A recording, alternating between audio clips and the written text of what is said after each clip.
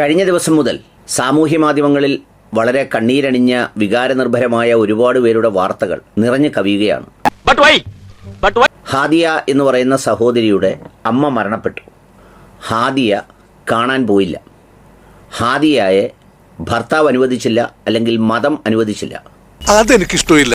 അതുകൊണ്ട് ഇതിൻ്റെ ഉത്തരവാദികൾ മുഴുവൻ മതമാണ്, ഹാദിയ അല്ല, അല്ലെങ്കിൽ വേറെ ആരുമല്ല. ഉത്തരവാദികൾ മുഴുവൻ മതമാണ്. ഇത്രയും പെട്ടെന്നൊരാക്രമണം ഞങ്ങളും പ്രതീക്ഷിച്ചില്ല. അതുകൊണ്ട് ആ ജിഹാദിനെതിരെയുള്ള പോരാട്ടം RV ബാബു വികാരനിർഭരമായി എഴുതി. എന്റെ പൊന്നു ജോസ്പേട്ട.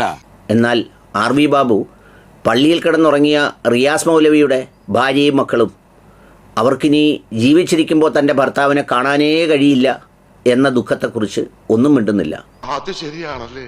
ഇനിയെങ്കിലും ഈ പന്നത്തരം പറച്ചിലൊന്ന് നിർത്ത്. നമ്മുടെ ഫൈസൽ കൊടിഞ്ഞി എന്ന് പറയുന്ന 30-35 വയസ്സുള്ള ഒരാളുടെ ഭാര്യയ്ക്കും മക്കൾക്കും അവരുടെ മാതാപിതാക്കൾക്കുമൊന്നും മകനെ ഇനി ഒരിക്കൽ പോലും കാണാൻ കഴിയാത്ത വിധം വെട്ടിക്കൊന്ന് നുറുക്കി വിട്ടതിനെക്കുറിച്ച് സങ്കടമില്ല. എന്റെ തൊഴിലാണ് സത്യം. തൊഴിൽ പിടിച്ചാണ് സത്യം ചെയ്യുന്നതെങ്കിൽ ഡയറി പിടിച്ചല്ല സത്യം ചെയ്യേണ്ടത്. ആരിഫ് ഹുസൈനും സങ്കടമില്ല. ഇവർ രണ്ടുപേരും സങ്കടപ്പെടുന്നത് മുഴുവൻ ഇത് തടഞ്ഞു എന്ന് പറഞ്ഞുകൊണ്ട് മതത്തെയാണ്. സ്വാഭാവികം. എന്നാൽ മറുവശത്ത് ഒരു കാര്യവുമില്ലാതെ സംഘപരിവാറുകാർ, തീവ്ര ഹിന്ദുത്വവാദികൾ കൊന്നുതള്ളിയ ഈ രണ്ടുപേരുടെയും ഭാര്യമാർക്കും അവരുടെ മാതാപിതാക്കൾക്കും മക്കൾക്കുമുള്ള അവകാശങ്ങളെക്കുറിച്ച് അവർ കരയാൻ ശ്രമിച്ചിട്ട് കണ്ണിൽ നിന്ന് അല്പം പോലും വെള്ളം പുറത്തേക്ക് വരുന്നില്ല. അത് ശരി, ഇതാണല്ലേ നിന്റെ കയ്യിലിരിപ്പ്. നിന്റെ രോഗം എന്താണെന്ന് എനിക്ക് മനസ്സിലായി. ആരിഫ് ഹുസൈൻ തെരുവത്ത് എഴുതുന്നത്, ആണായ സ്വന്തം ബാപ്പ മരിച്ചാലും ഭർത്താവ് അനുവദിച്ചാൽ മാത്രമാണ് ഭാര്യയ്ക്ക് സ്വന്തം വീട്ടിൽ പോകാനുള്ള അനുവാദമുള്ളൂ. പിന്നെയാണ് വെറും പെണ്ണായ അമ്മ. അതാണ് ഇസ്ലാം. കീഴൊതുങ്ങലാണ് ഇസ്ലാം. അടിമത്തമാണ് ഇസ്ലാം. അതാണ് ഈ മതത്തെ പേപ്പട്ടി മതമെന്ന് വിളിക്കുന്നത്. ആ അമ്മയ്ക്ക് ആദരാഞ്ജലികൾ. എന്നാരാ പറയുന്നത്? സ്വന്തം അമ്മ ഗർഭിണിയായ ആ ഗർഭം ധരിച്ചിരുന്ന വയറിൽ തുണിയില്ലാതിരുന്നതിൻ്റെ വീഡിയോ റെക്കോർഡ് ചെയ്ത് അത് പുറത്തുവിടാൻ റെക്കോർഡ് ചെയ്ത് വെച്ചിരിക്കുന്ന മകനാണ് ഈ അമ്മയുടെ ദുഃഖത്തെക്കുറിച്ച് പറയുന്നത്. എനിക്ക് എന്തെന്നില്ലാത്ത കുണ്ഠിതമുണ്ട്. ആ ജോത്സ്യൻ ആരായിട്ടും നിനക്കറിയോടെ?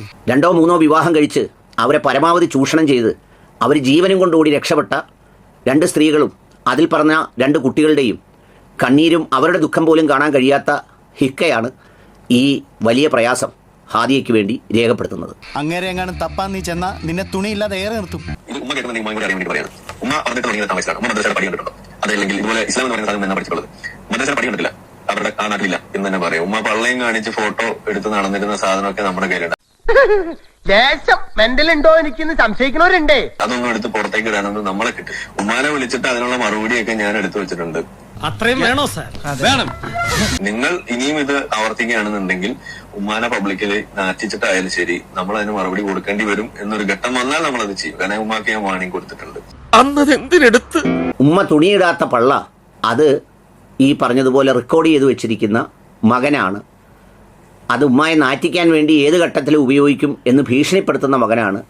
എടാ നീ ശരിക്കും മണ്ടനോ അതോ മണ്ടനെ പോലെ അഭിനയിക്കാം?